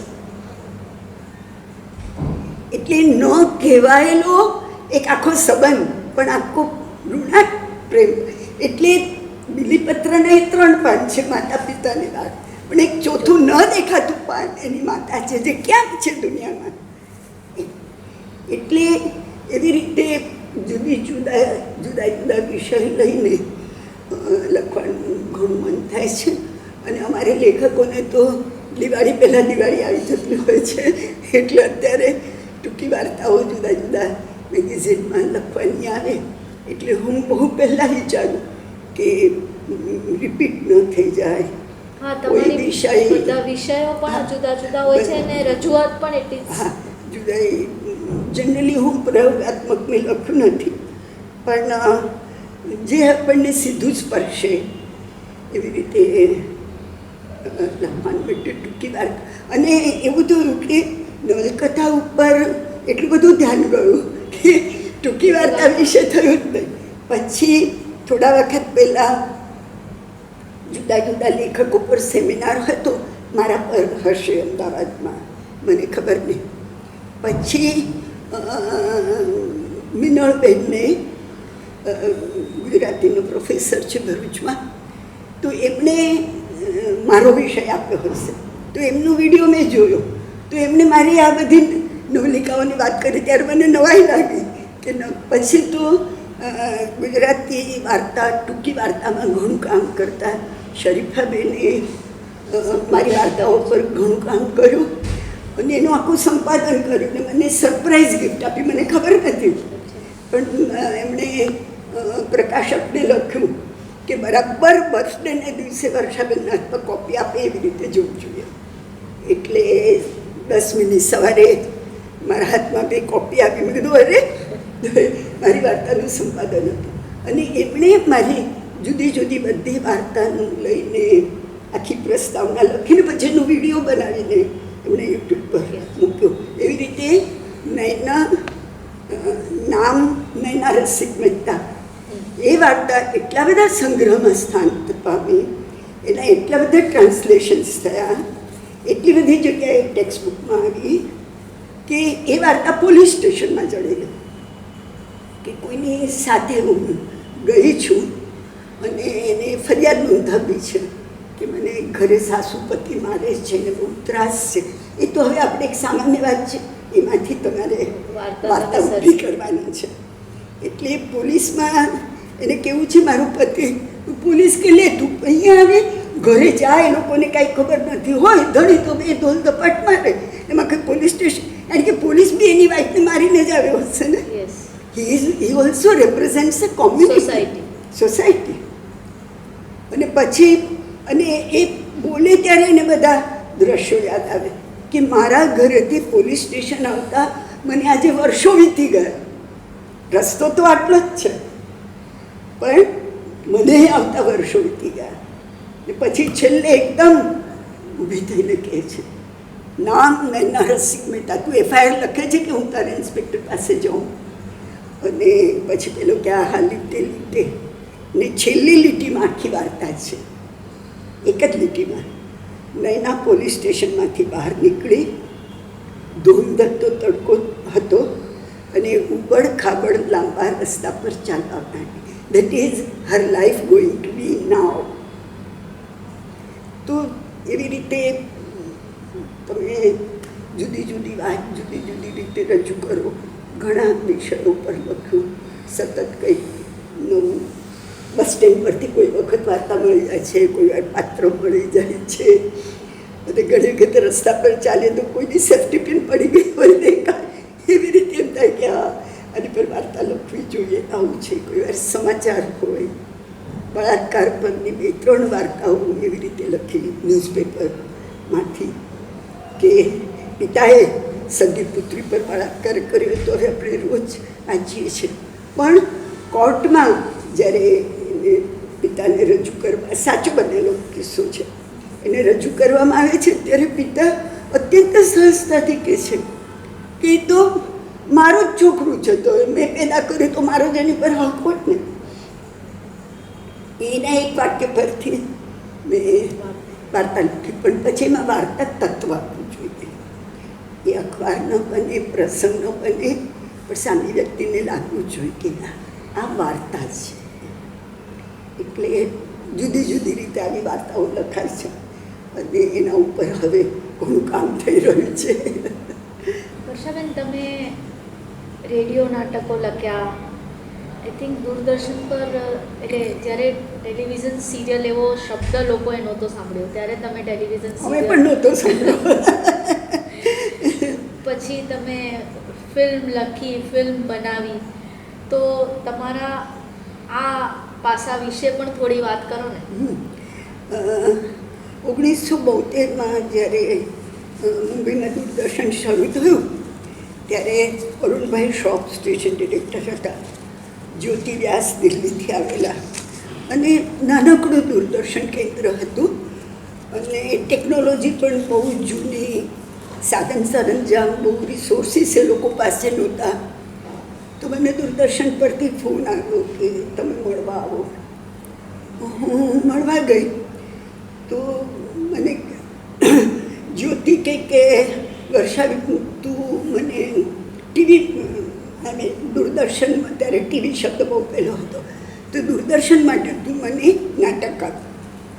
તો મેં પૂછ્યું કેવી રીતે લખાય, કારણ કે જોયું જ નહોતું તો લખવાની કેમ ખબર પડે. એટલે એણે દિલ્હીથી એક નાટક મગાવ્યું અને મને એને મારી બહેન લીલાને એક બપોરે બતાવ્યું. મેં તો આપી દઈશ તને 2 દિવસમાં. એટલે મારી જે એક નવલિકા મુક્ત કારાગાર, એની પરથી મેં ટીવી પર એક અંકી લખ્યું 1 કલાકનું, અને વિજય દત્ત અને માલતી પરીખે મુખ્ય ભૂમિકા ભજવી હતી. મેં જ્યોતિને આપ્યું. પછી તો એક પછી એક નાટકો પછી સિરિયલ પર દૂરદર્શન પર સૌથી પહેલી મારી નવલકથાની થઈ. એટલે જ્યારે મેં મુક્ત કારાગારની સ્ક્રિપ્ટ આપી, ઝેરોક્સ નહોતું એટલે એક પણ સ્ક્રિપ્ટ મારી પાસે નથી. રેડિયોની સ્ક્રિપ્ટ પણ નથી, દૂરદર્શનની બી સ્ક્રિપ્ટ નથી. પુસ્તકો 8-10 થાય એટલે એ બધું કાળ દેતાને હવાલે છે. તો મને ત્યારે જ મને મારે પણ એક ઘર ઇનામ મળેલું. એટલે મેં પહેલું જ ઇનામ ને અંકથી એટલી ખુશ હતી. કાકા સાહેબ કાલેલકરની હાથે એમની સાથે કારમાં મુસાફરી કરેલી, ઉમાશંકર જોશી આશીર્વાદ આપેલા. હું આમ 7મા આસમાને. તો મેં અરુણભાઈને આપ્યું. મેં કીધું મને હમણાં આ નવલકથા માટે ઇનામ મળ્યું. એટલે બીજે દિવસે, ત્યારે તો લેન્ડલાઇન હતી, તો એમણે ફોન કરીને કહ્યું કે આની પરથી તમે 5 ભાગમાં આની પરથી તમે સિરિયલ લખી આપો ને. તો મારો પહેલો પ્રશ્ન હતો કે સિરિયલ એટલે શું? એટલે કે આવો અહીંયા. પછી મને કે જેમ તમે આ નાટક લખ્યું એવી રીતે આખી વાર્તાને તમે આમ ટુકડામાં વેચી નાખો ને એક ભાગ લખો. તો 5 ભાગમાં મેં મારે પણ એક ઘરવી લખી. અને ત્યારે સાંજે 6 વાગે દૂરદર્શન શરૂ. કદાચ ગુજરાતીની સૌથી પહેલી સિરિયલ હશે. ગુજરાતી સૌથી પહેલી સિરિયલ. તો સાંજે 6 વાગે ત્યારે શરૂ થતું ને સ્મિતા પાટીલ ને ભક્તિ બર્વે ન્યૂઝ રીડર હતા. તો ત્યારે એક જ સ્ટુડિયો હતો. એટલે આ બાજુથી એ લોકો ન્યૂઝ વાંચે અને આ બાજુ રેકોર્ડિંગ હોય કે બીજો પ્રોગ્રામ હોય એ ચૂપચાપ અમે લોકો આમ બેસી રહેતા. પછી ન્યૂઝ પૂરો થાય પછી કેમેરા ફરીને અમને આમ લે. એટલે બહાર તો શૂટિંગનો કોઈ સવાલ નહોતો અને લાઈવ ઘણું બધું થતું હતું. રેકોર્ડિંગ ને શૂટિંગ બહુ પછી આવી, પહેલાં તો લાઈવ બહુ થતું હતું. એટલે ઘણી વખત રાત્રે 9 વાગે વરલીથી ઘરે જવું હતું. અને ત્યારે વરલી એટલો ડિઝર્ટેડ એરિયા હતો કે ટેક્સી પણ ન મળતી. એટલે ઘરે ઘણી વખત જતાં ડર પણ લાગતો અને ઘરના લોકો રાહ જોતા હોય એવું હતું. અત્યારે તો હવે તો બહુ સગવડો વધી ગઈ છે.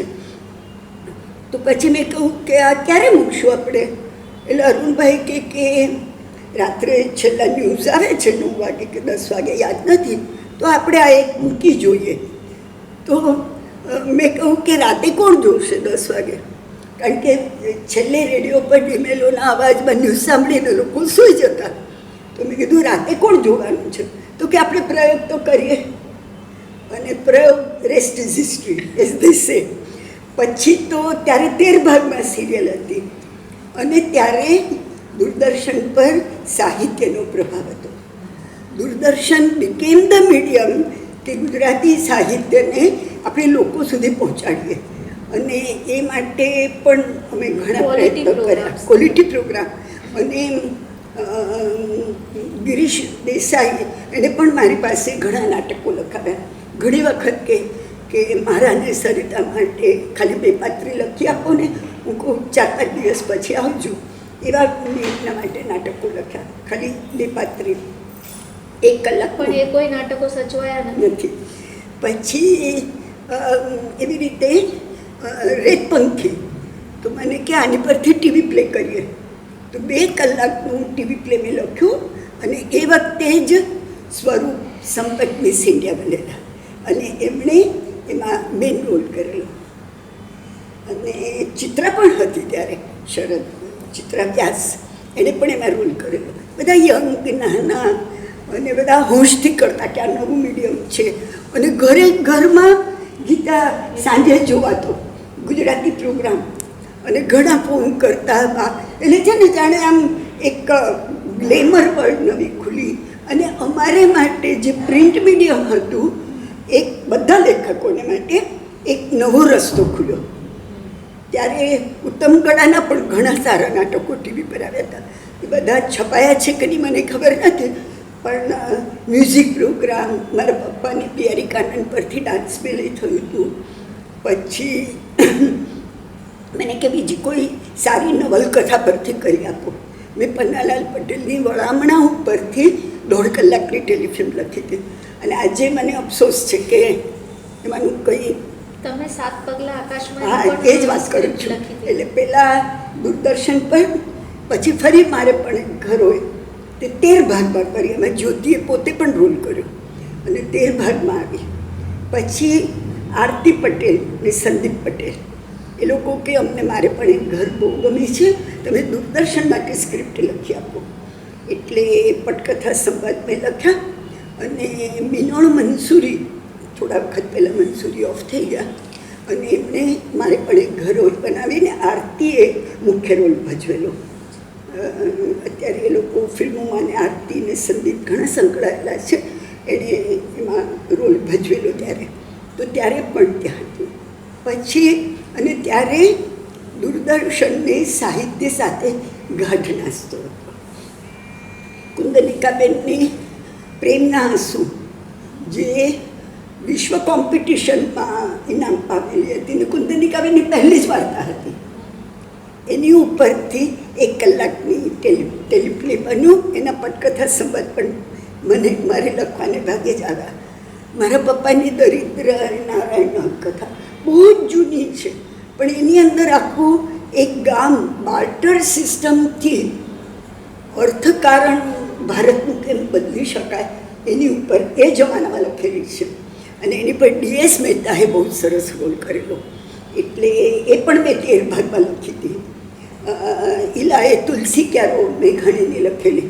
તો આવી રીતે અમે સાહિત્યની ઘણી કૃતિઓ પહોંચાડી ઓડિયો વિઝ્યુઅલ માધ્યમથી. પછી મારે પણ એક ઘર હોય દૂરદર્શન, અમદાવાદ દૂરદર્શન માટે લખી. અમદાવાદ દૂરદર્શને કુંદનિકાબેનની 7 પગલાં આકાશમાં ત્યારે જ એકેડેમી એવોર્ડ મળેલો ને ઘણી ચર્ચાસ્પદ કૃતિ હતી, એને પસંદ કરી.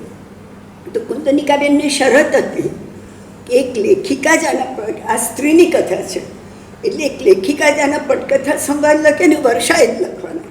એટલે મેં કહું ને કે ઘણીવાર બાળને ટકોરા મારીને કામ આવે છે કે આ તમે કરો. તો એની સાથે એક શરત તો નહીં પણ એમનો એવો આગ્રહ હતો કે જે સ્ક્રિપ્ટ લખો ને એ મને બતાવીને શૂટ કરવાની. અને એ વખતે નંદીગ્રામ રહેતા. એ વખતે નંદીગ્રામ ત્યારે આમ નવું હતું હજી. અને ત્યારે કંઈ બહુ ફેલાયેલું નહીં, બહુ રહેવાવાળા નહીં, ઘણું જૂના સ્ટેજમાં હતું. એટલે હવે આમ તો કોઈ એમ કે તમે મને ઘરે વંચાવો ને પછી શૂટ કરો ને, તો એવું કાંઈ મને ન ફાવે.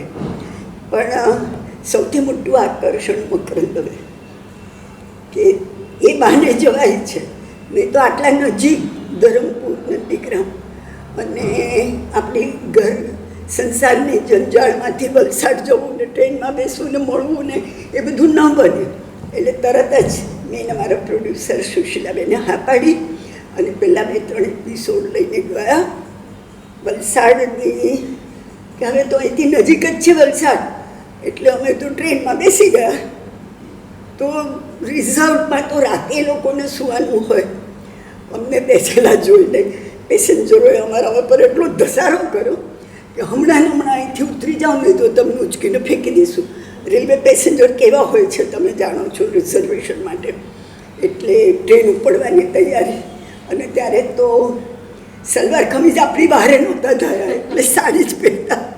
તો મેં સાડી બે હાથમાં પકડી, મેં કહ્યું, સુશીલાબેન 7 પગલાં પ્લેટફોર્મ પર.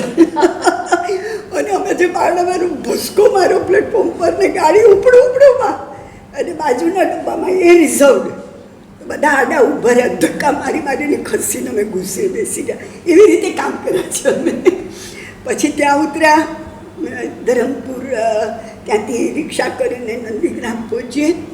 અને ત્યારે વહેલા સૂઈ જતા બધા. અને રાતે અંધારું ઘોર, વોચમેન હોય નહીં, કંઈ નહીં, ચારે બાજુ ઝાડી ઝાંખરા જંગલ, હાઈવે ઉપર નંદીગ્રામ, કોઈ કાળો ભોજો હોય કે ભૂત પણ ન દેખાય તમને. એટલે સવારે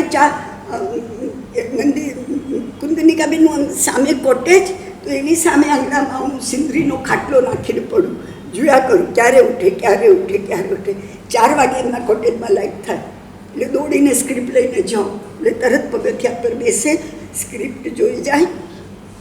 સ્ક્રિપ્ટમાં એમને કંઈ કહેવાપણું ન હોય, પણ પછી શરૂઆતમાં એમ કહેતા કે આ વાક્ય વખતે તમે કેમ લખ્યું નથી, કે વસુધાએ બાજુ પર જોયું.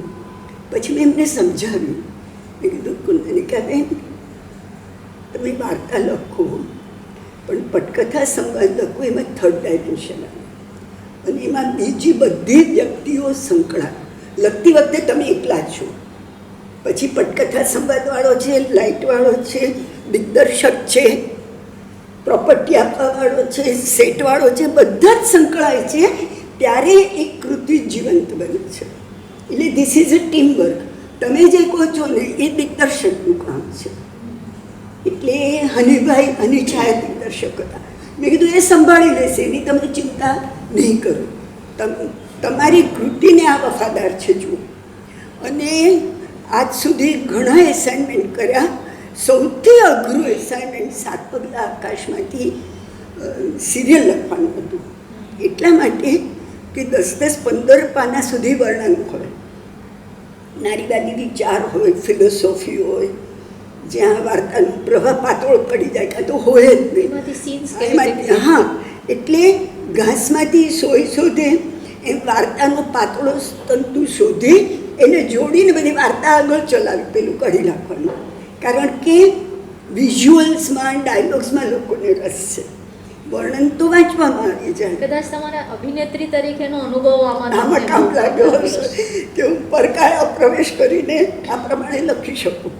તો એવી રીતે અમે 13 ભાગ લખ્યા, પણ એટલું બધું ગમ્યું બધાને કે અમને એક્સટેન્શન મળ્યું.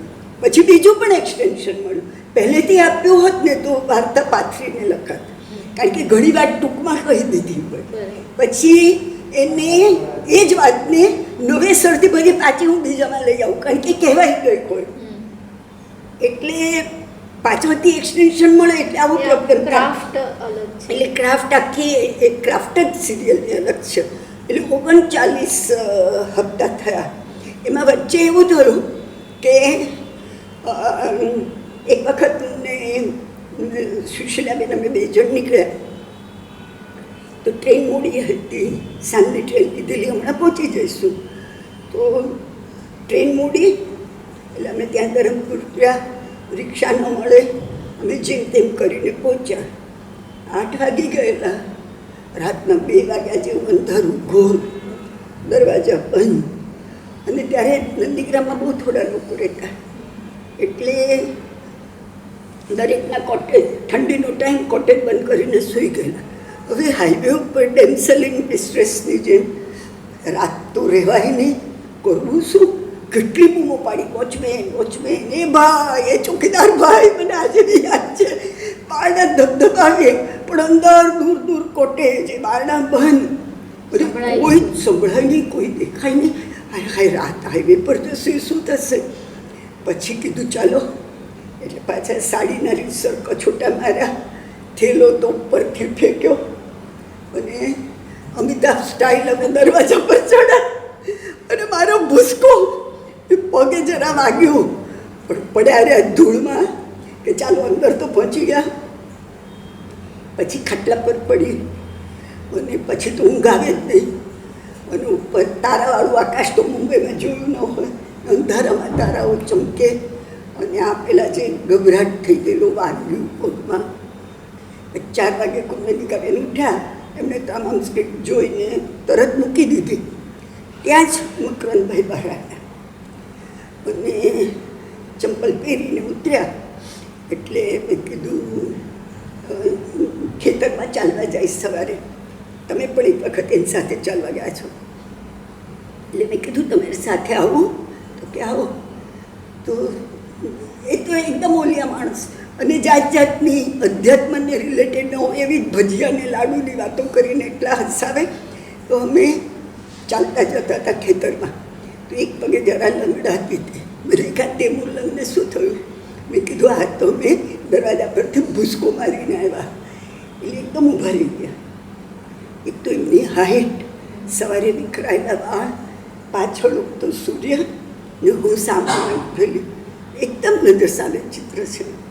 અને એમણે મને કહ્યું કે તમે આજે દરવાજો કૂદીને આવ્યા, હવે જ્યારે આવો ત્યારે ભોગળો ભાંગીને આવજો. કેટલા અર્થમાં એ વાત થાય! હું તો સ્તબ્ધ થઈ ગઈ સાંભળીને. મેં કીધું આ જ મારું બોનસ છે અહીંયા આવવાનું. એકદમ આમ એમ થઈ ગયું કે મને એમણે શું જાણે આશીર્વાદ આપી દીધા અને શું જીવન જીવવાનું રાહ ચીંધી દીધું ઘડીકમાં. અને મકરંદભાઈ શું કરતા, સવારે વહેલા ઉઠે એમ એકદમ ફકીર જેવા લાગે તમને, શાલ જેવું ખભે નાખે ઠંડી જેવું હોય તો. અને એક વાંસનો મૂંઢો જે આગળના ઢકડી પહોંચો એની કોટમાં, એની પર બેસી જાય આમ પગ ઉપર લઈને. એ વખતે નંદીગ્રામમાં જે લોકો હોય સામે નીચે બેસી જાય. હું બી ઘણી વખત બેઠી છું. ઘણાના હાથમાં માળા પણ હોય અને આમ જ બેઠા હોય. અને શું ઉપરથી એમને આવતો હશે પ્રેરણા કે એનર્જી કે અવાજ, અને બસ બોલે એમ જ. એમાં કોઈ વિષય નહીં, આગળ પાછળ કંઈ નહીં, પણ એવી વાણી બોલે કે તમે સામે બેઠા હોય તો આપણે આમ એક સરખું સાંભળ્યા જ કરીએ. એ પણ મને ના મળે છે. એટલે આના મને ફાયદા આવા બધા પણ થયા છે કે મને મકરંદભાઈને બહુ મળવાનું બન્યું. કુંદનિકાબેન સાથે બી આત્મસંબંધ થયો અને ક્રોસરોડ માટે મને દર્શક એવોર્ડ મળ્યો. તો કુંદનિકાબેનનો મને ફોન આવ્યો હમણાં લોકડાઉન પહેલાં 2018-19 એમાં મને યાદ નથી ત્યારે મળ્યો. તો ત્યારે મને આવ્યું કે અહીંયા દર્શક મારા પ્રિય લેખક છે અને તમને આટલા વર્ષોથી ઓળખું છું, તો અહીંયા તો કોણ ક્રોસરોડ વિશે છેવાડે વાત કરવા આવે, તો તમે આવશો નંદીગ્રામ બોલવા માટે? મકરંદભાઈની પહેલી પુણ્યતિથિ હતી. મેં કીધું આ તો એકદમ અવસર છે, હું જરૂર આવીશ. ત્યારે હું અમદાવાદ પરિષદની મિટિંગમાં હતી. એટલે મેં કીધું હું જરૂર આવીશ. અને મને કે તમે વલસાડ ઉતરી જજો તો તમને ભાઈ ગાડીમાં લેવા આવશે, નંદીગ્રામ સુધી મૂકી જશે. પછી એમણે બીજો પ્રશ્ન મને પૂછ્યો. મેં કીધું હું તો આવીશ. તો મને કે તમે શું લેશો? તો મેં કીધું શું લેવાનું છે? એટલે મને કે ના તમે શું ચાર્જ કરશો? કારણ કે આજકાલ લોકો પ્રવચનો માટે બહુ ચાર્જ કરે છે. મેં કીધું તમે બોલાવ્યું છે, નંદીગ્રામ છે, મકરંદભાઈની પુણ્યતિથિ છે, હું તો બીજે પણ માગતા શરમાઉં છું, તો હું તમારી પાસે શું માગવાની હતી? તમે મને આમંત્રણ આપ્યું એનાથી વિશેષ કંઈ નથી મારા માટે. એટલે બધું એવું તો વિચાર જ નહીં કરતા તમે. એટલે હું ત્યારે પરિષદથી પાછા ફરતા, અમદાવાદથી પાછા ફરતા વલસાડ ઉતરી ગઈ. મને કોઈને તેડવા એમને મોકલેલા. હું 3 દિવસ આશ્રમમાં રહી અને પહેલી પુણ્યતિથિ હતી. એટલા બધા લોકો મકરંદભાઈને માને, સ્નેહ કરે, ગુરુ માને, જે ગણું તે. તો ખૂબ લોકો આવેલા, આખું નંદીગ્રામ ભરેલું હતું. અને મોટો મંડપ બાંધેલો અને અમદાવાદથી આખું મ્યુઝિક ગ્રુપ આવેલું. મકરંદભાઈની કવિતાઓ ગાઈ, આ લોકોએ ગરબા ગાયા. અને મારું ક્રોસરોડ પર પ્રવચનને મેં કુંદનિકાબેનને ક્રોસરોડ ગિફ્ટ આપી. અને એમણે મને મેં કીધું તમે કીધેલું શું ચાર્જ કરશો? તો મેં કીધું પુસ્તક મારો ચાર્જ છે તમારો સહી સાથે. એટલે એમણે મને મકરંદભાઈ પરનું મોટું પુસ્તક ગિફ્ટ આપ્યું. હું ત્યાં 3 દિવસ રહી. તો આવી રીતે ઘણી બધી સિરિયલો લખી. સાહિત્યની જ્યોતિ સિરિયલ લખી. એ ગુજરાતી લેખિકાઓની નારીલક્ષી વાર્તાઓ પર 13 ભાગ. એટલે એ દૂરદર્શન માટે લખ્યા, બહુ જ પોપ્યુલર થઈ. એટલે દૂરદર્શન કે એક્સટેન્શન આપ્યું, હવે બીજા 13 ભાગ આપો. એટલે મને અમદાવાદ બોલાવી. મેં કીધું ભાઈ બધી લેખિકાઓની તો લઈ લીધી, લેખિકા રિપોર્ટ કરું તો કે ના, પુરુષ લેખકોની. એટલે પાછું ત્યારે મેં ભગવતીભાઈ ને બધા, વિનય સંતાણી, પપ્પા, મેઘાણી, બધા જાણીતા લેખકોને પત્ર લખ્યા, પરમિશન મગાવી. અને ત્યારે રોયલ્ટી શું હતી? 500 રૂપિયા. મને પટકથા સંબંધના 500 ને લેખકોને 500. એમાં તો એક ભગવતીભાઈની 20 વાર્તા વાંચીને એક પસંદ કરું, નારીલક્ષી જોઈએ અથવા ન હોય તો હું બદલી નાખું, એની પરમિશન જોઈએ. એ બધું જોઈએ. એ બધું ભેગું કરીને પછી પુરુષ લેખકોને લીધી. એમાં જો એ હવે શક્ય નથી, ત્યારે શક્ય હતું. મેં વાર્તાને બદલે ઉમાશંકર જોશીનું સાપના ભારા લીધું, જે 1932માં લખાયું હતું. પણ ઘરની વહુ પર જુલમ થાય, પ્રેગ્નન્ટ થાય, એને વિષ પીવું પડે, એ જે આખી આજે પણ કેટલી પ્રસ્તુત છે વાર્તા. અને એમને તો નાટક જ લખાયું છે, તો પણ ટીવી એડેપ્ટેશન મારે ફરીથી કરવું પડે. એટલે એ પણ મેં નંદિનીબેન પાસે કે સ્વાતિબેન પાસે પરમિશન માંગી હતી. અને એનો આખું, અને જે ટેકનિકલ શૂટિંગ સ્ટાફ હોય, જ્યારે એ હપ્તાનું શૂટિંગ થતું હતું ત્યારે જે ટેકનિકલ સ્ટાફ હોય એ તો બધો કંઈ ગુજરાતી ન હોય, કોઈ કેમેરામેન હોય, આ લોકો નોન ગુજરાતી સ્ટાફ હોય. પણ એ બે જ્યારે આ ભજવાતું હતું ને શૂટિંગ પૂરું થયું, બધાની આંખ ભેગી હતી. એટલે સાહિત્યની કૃતિ કેવી હૃદયને સ્પર્શે છે અને કેવી જીવનના જુદા જુદા રંગોને બતાવે છે, એ આટલા કાળ પછી એવી બીજી 13 વાર્તાઓ નથી. એટલે આવું ઘણું બધું સાહિત્યનું કામ લોકો સુધી પહોંચાડ્યું, લોકો જોતા હતા, માણતા હતા. આજે બધું અદ્રશ્ય થઈ ગયું છે. અને હવે તો મોટા મોટા પ્રોડક્શન હાઉસ સિરિયલમાં છે, એટલે અમારા જેવા રિજનલ રાઇટર્સને હવે કોઈ પૂછતું નથી. જે પરમેનન્ટ લેખક તરીકે આપણા થોડા ગુજરાતી લેખકો છે, એ લોકો સારું કામ કરી રહ્યા છે મોટા પ્રોડક્શન સાથે. પણ અમે લોકો જે ફ્રિન્જ ઉપર રહીને બહાર ઉપર કરતા, પાયાનું કામ કર્યું. હા, એ વખતે અમે લોકોએ પાયાનું કામ કર્યું અને ઘણું સારું કામ થયું. વાર્તા પરથી ઉઠાંતરીઓ બી બહુ થઈ, આજે બી ઘણી જગ્યાએ થાય છે. એને માટે લડત પણ તમારો એક આખો એક સમય હતો, કોર્ટ સાથે જવાનો ને લડવાનો ને એ બધું પણ કરી જોયું એક રાઇટરની ડિગ્નિટી માટે. એમ એટલે લેખન સાથે એ બધું આ જુદા જુદા પાસા, જુદી જુદી દિશાઓ ખુલતી ગઈ. પ્રવાસો ઘણા કર્યા, તો પ્રવાસ વર્ણનો ખૂબ લખ્યા છે. પ્રવાસ વર્ણનો, અને છે ને પ્રવાસ વર્ણન લખવામાં મને ભોળાભાઈ પટેલનું શબ્દ વધારે ગમે છે કે પ્રવાસ વર્ણન નહીં પણ ભ્રમણ ગુરુ. તમે ભ્રમણ કરો છો, રખડપટ્ટી કરો છો, એ જગ્યાને આત્મસાત કરો છો. મેં કેટલા વાગ્યાની ફ્લાઇટ પકડીને હું ક્યાં ગયો અને મને શું સગવડ મળી તો તમને ગાઈડ બી કરી શકશે. અને આપણે પેરિસમાં પાત્રા ખાવા તો જતા નથી. તો એવી રીતે એ જગ્યાને ફિલ કરીને ઇજિપ્ત, કંબોડિયા ને બધી ઘણી, જોર્ડન, ઘણી બધી જગ્યાએ, લંડન, સિંગાપોર, મારી દીકરીઓ બંને જુદી જુદી જગ્યાએ ખૂબ બધું સાહિત્યમાં તો પાથ બ્રેકિંગ કામ કર્યું છે. પણ એક વાત મને લાગે છે કે એક જમાનામાં એવું હતું કે સાહિત્યકાર એટલે લઘર વગર હોય, થેલો લટકાવેલો હોય. તમે ખૂબ સરસ, ઓલવેઝ એકદમ સરસ તમારું ડ્રેસિંગ સેન્સ અને એકદમ પ્રેઝન્ટેબલ હો, એવું મને લાગે છે એ પણ તમે જ શરૂ કર્યું.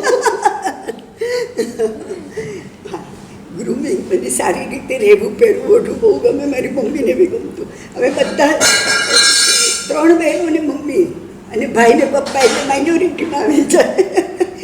પણ એટલે એ પણ તમારું મોટું યોગદાન છે. અને મારા પતિ તો સફેદ ખાદીધારી હતા, પણ એ ક્યાંય જઈને સારી સાડી જુએ એટલે મારા માટે લઈ જાવે. તો એ પણ એક જીવનનો ભાગ એટલે એ છે. તમારામાં આખી એસ્થેટિક સેન્સ જે છે, કળાત્મક દ્રષ્ટિ છે, એ જીવનના દરેક પાસામાં.